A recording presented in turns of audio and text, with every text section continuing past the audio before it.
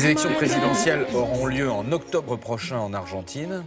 Et alors, il y a une émission, justement, une émission qui est devenue le passage obligé des hommes politiques. Alors qu'au départ, a priori, cette émission n'était pas destinée aux hommes politiques. C'était une émission de spectacle, de chansons. C'est à la base une très très grosse émission de divertissement. Vous savez, ces émissions où on voit beaucoup de femmes à moitié habillées. Légèrement vêtues, en petite tenue. Comment s'appelle-t-elle cette émission? Elle s'appelle Showmatch. Showmatch. C'est vraiment... c'est une très grosse émission. C'est une des émissions les plus regardées en Argentine, présentée par une énorme star qui s'appelle Marcello Tinelli. Et lui, en fait, sa priorité, c'est le divertissement au détriment de l'information et de la culture.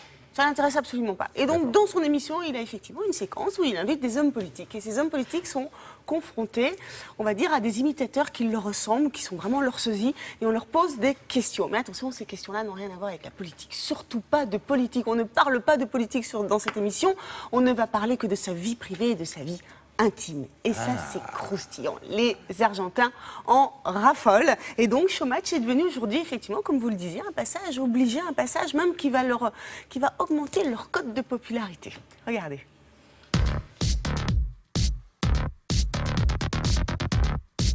L'Argentine est un pays qui est extrêmement politisé. Il y a des émissions politiques tous les jours à la télévision. Et si les gens zappent et vont sans doute sur l'émission de Marcello Tinelli, c'est parce que c'est une émission de divertissement.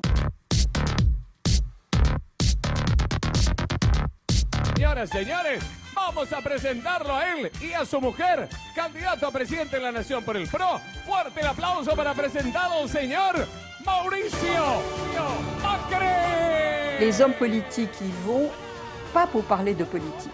A la noche, es un tipo dormir pegados. Dormimos pegados. Una pregunta así, ¿fogoso? ¿No me ves mi cara de felicidad? Sí, es verdad. Dans cette émission, les hommes politiques sont interviewés par des comiques, par des imitateurs, par des gens du public, et leurs questions, en général, sont très personnelles.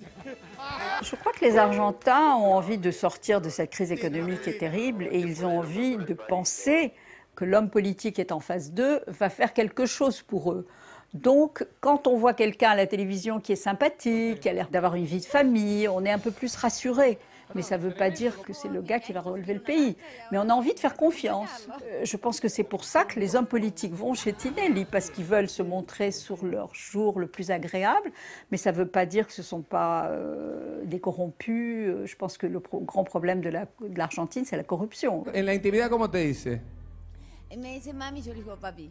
Ah, mami, papi, perfecto. Je ne sais pas si au fond ils aiment ça, mais comme ils savent qu'il y a énormément d'audience, ils sont obligés d'y aller. Comme Tinelli est capable de tout, il est même capable de dire à l'antenne, vous savez, j'ai invité un tel, il n'a pas voulu venir, qu'est-ce qu'il a à cacher? Tinelli peut vous faire gagner ou perdre une élection présidentielle. C'est une émission très populaire puisque maintenant on parle de la tinellisation de la télévision argentine. Mais je ne pense pas que Tinelli représente le changement. Tinelli représente peut-être la proximité des hommes politiques. Moi, je pense que ce n'est pas très très bon pour la démocratie. Je ne pense pas que ça soit très bon. On ne demande pas à un homme politique d'être vraiment sympathique, on lui demande de bien gérer le pays. Et ça, je pense que ça ne se voit pas dans le programme de Tinelli. Un gran aplauso para el señor Daniel Scioli, candidato a presidente de la Nación. C'est quand même, on imagine Patrick Sébastien en train de recevoir... C'est exactement ça. C'est alors, exactement ça. Vous nous disiez que... Dans la même idée, en fait. Dans le vous même nous concept. disiez qu'effectivement, c'est un succès d'audience là-bas. Tout le monde est content en Argentine?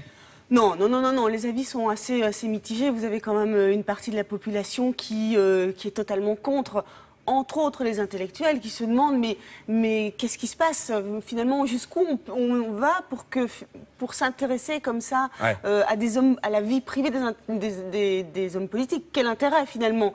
Parce qu'on ne dirige pas un pays, vous voyez, en sachant comment se passe la relation avec la femme d'un homme politique. Ça n'a absolument aucun intérêt, c'est pas intéressant.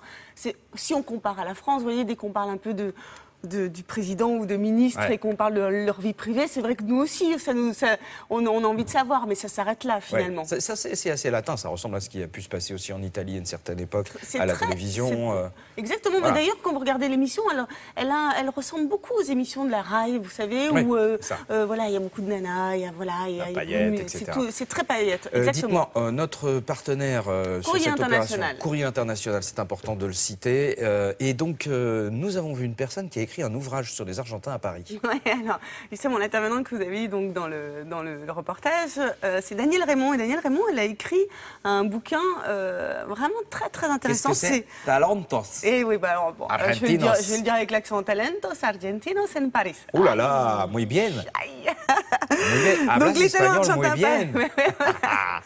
Porque fue de vacaciones en Andalucía 15 días antes y hablas espagnol también. Waouh, là vous m'impressionnez. Bon, bah super. Donc juste pour dire, voilà, des talents argentins, une trentaine d'Argentins, le portrait d'artistes, d'entrepreneurs, de scientifiques, d'intellectuels, évidemment, qui ont choisi Paris. Comme capitale d'élection. Comme capitale, exactement. Merci Marie. On va faire un détour tout de suite avec Julia Duweb qui a des nouvelles de l'île de Pâques, figurez-vous. Oui, exactement. En fait, on a trouvé une vidéo. On la trouve absolument partout ce matin sur Internet. C'est une vidéo de l'île de Pâques parce que figurez-vous qu'en fait, des archéologues ont eu l'idée, tout bêtement, on se demande même pourquoi ça n'a pas été fait avant, de creuser en dessous. C'est-à-dire que ce sont des immenses visages, vous savez, ces moaïs de l'île de Pâques qui sont très célèbres. Ils ont creusé pour se rendre compte qu'ils avaient un corps et que c'était très très long. Donc on l'a fait sur 2 des 1000 corps que contient cette fameuse statue. Alors évidemment, ça amène encore plus de mystère à ces statues qui sont déjà auréolées de beaucoup de mystères et de beaucoup de légendes. Et voilà pourquoi cette vidéo buzz ce matin sur le web. Aïe, aïe, aïe, aïe, aïe. Les statues de l'île de Pâques ont des pieds. Merci pour cette info, Julia. Tout de suite, c'est la publicité qui nous réclame.